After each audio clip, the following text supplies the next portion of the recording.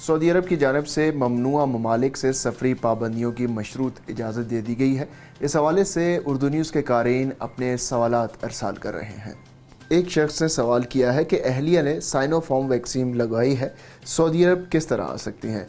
जवाजात की जानिब से जवाब में कहा गया है कि सफरी पाबंदी वाले ममालिक के हवाले से मुताल्लिका इदारों ने जिन ममालिक से बराह रास्त मुसाफिरों की आमद पर पाबंदी आयद की है, उनके लिए मशरूत इजाज़त भी दे दी गई है, जिसके मुताबिक ऐसे अफराद जिन्होंने मुमलिकत में वैक्सीन की दोनों खुराकें लगवाई हैं वो बराह रास्त मुमलिकत आ सकते हैं।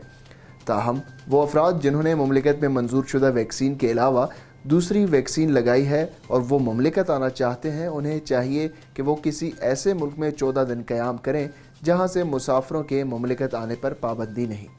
ऐसे अफराद मुमलिकत आने के बाद बूस्टर डोज लगवाएंगे और यहाँ आने के बाद कोरोना टेस्ट कराएंगे। टेस्ट मनफी आने पर उन्हें हाउस आइसोलेशन से निकलने की इजाज़त होगी।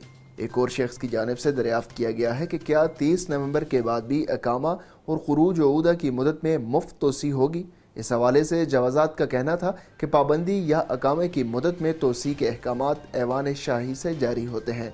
ताहाल इस हवाले से कोई अहकामात सादर नहीं हुए।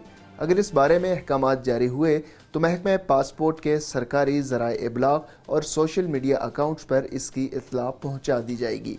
इस खबर की तफसील और मज़ीद ख़बरों के लिए आप विज़िट कर सकते हैं हमारी वेबसाइट urdunews.com।